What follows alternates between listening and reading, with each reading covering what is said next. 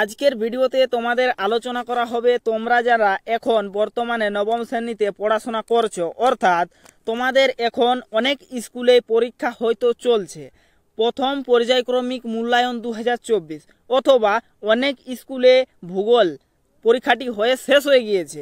কিন্তু তোমাদের এই ভিডিওটি আমার করা হচ্ছে যে তোমরা যারা পরীক্ষা দিয়েছো তাদেরও কাজে লাগবে, অথবা তোমরা যারা এখনো পর্যন্ত প্রথম পর্যায়ক্রমিক মূল্যায়ন পরীক্ষাটি দেওনি তাদেরও কাজে লাগবে। কীরকম যারা পরীক্ষাটি দিয়েছো তারা হয়তো বুঝতে পারবে কোন স্কুলে কীরকম টাইপের কোশ্চান এসে থাকে, অথবা তোমরা যারা এখন পর্যন্ত কোশ্চানটির পরীক্ষাটি দেওনি প্রথম পর্যায়ক্রমিক মূল্যায়ন 2024 ভূগোল, তাহলে তোমরা দেখে নাও কীরকম টাইপ তোমাদের কোশ্চান এসে থাকে।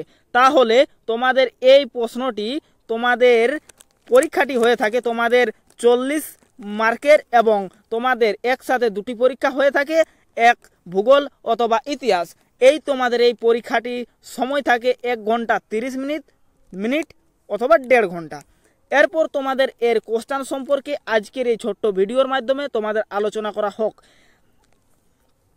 প্রথম নম্বর কোশ্চেন তোমাদের দেওয়া হয়েছে যে পৃথিবীর এমসিকিউ টাইপ কোশ্চেন, পৃথিবীর পরিধি প্রথম নির্ণয় করেন কে? অ্যারিস্টটল। এই কোশ্চেনটি আমি 2024 সালের যে পরীক্ষাটি হয়েছে সেই স্কুল থেকে আমি জোগাড় করেছি। এরপর জিওয়েড কথার অর্থ হলো পৃথিবীর মতো। এরপর প্রদত্ত কোন সালটি অধিবর্ষ নয়? এটি হবে 2100 সাল, 2100, কারণ 4 বছর পর পর অধিবর্ষ হয় বা লিপ ইয়ার। পৃথিবীর আবর্তন বেগ সবচেয়ে বেশি কোন অঞ্চলে? নিরক্ষীয় অঞ্চলে। সঠিক উত্তর ক। অথবা পৃথিবী 24 ঘন্টায় যে কৌণিক দূরত্ব অতিক্রম করে তা হলো 360 ডিগ্রি। এরপর তোমাদের 5 মার্ক রয়েছে, এক কথায় উত্তর দাও এরকম প্রশ্ন, যেটি তোমাদের রয়েছে ভূপৃষ্ঠের সবচেয়ে নিচু অংশের নাম কি? 1 নম্বর কোশ্চেন। কোন বলের প্রভাবে বায়ুর দিক বিক্ষেপ ঘটে? 3 নম্বর। পৃথিবীর নিরক্ষীয় বেশ এর দৈর্ঘ্য কত? একটি সামাজিক সম্পদের নাম লেখো। পৃথিবীর কোন কোন অঞ্চলে ঋতু পরিবর্তন হয় না?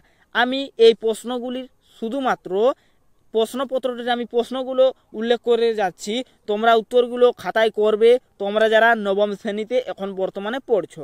এরপর তোমাদের কয়েকটি আসে 5 মার্ক কোশ্চেন আসে কি? শুদ্ধ ও বিশুদ্ধ নির্বাচন করো। শুদ্ধ এবং বিশুদ্ধ তোমাদের পরীক্ষার খাতায় 3-এর 1 এবং তার সাইডে শুদ্ধ লিখে দিলেই যথেষ্ট। এরপর তোমাদের এই শুদ্ধ ও বিশুদ্ধ কয়েকগুলি কোশ্চেন দেখে নেওয়ার পর তোমাদের আসে ক স্তম্ভের সাথে খ স্তম্ভ মেলাও। এটি আছে তোমাদের 4 মার্কের, যেটি তোমাদের এখানে রয়েছে প্লুটো, কুমেরুপ্রভা, পঞ্চেত এবং সম্পদ, এগুলো তোমাদের রয়েছে। এরপর তোমাদের 5 মার্কের থাকে, যেটি হচ্ছে তোমাদের খুবই গুরুত্বপূর্ণ, শূন্যস্থান পূরণ করো। শূন্যস্থান পূরণ করো তোমাদের 5 মার্কের থাকে।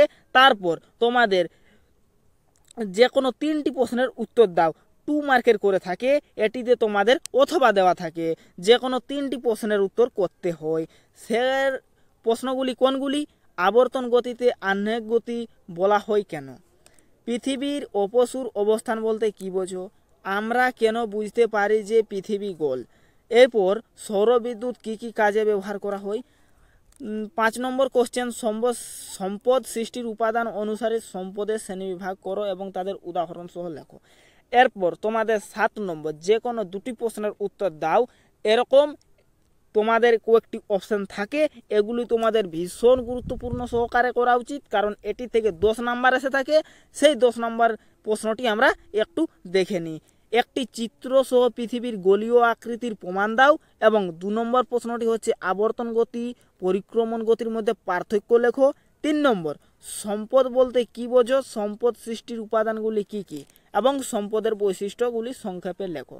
এরপর লাস্ট কোশ্চেন তোমাদের বলছে সম্পদ কিভাবে সংরক্ষণ করা যায়। এই হলো তোমাদের 9 ক্লাসের অর্থাৎ নবম শ্রেণীর সমস্ত প্রশ্ন, ভূগোল প্রশ্ন। এই প্রশ্নটি আশা করি তোমরা যদি প্র্যাকটিস করে যাও তাহলে এখান থেকে কিছু কমন আসবে, অথবা তোমরা বুঝতে পারবে কীরকম তোমাদের কোশ্চেন এসে থাকে। আশা করছি আজকের এই ভিডিওটা এতদূর পর্যন্ত ভালো লাগলে লাইক অ্যান্ড সাবস্ক্রাইব। দেখা হচ্ছে প্রত্যেকের সাথে নেক্সট ভিডিওতে।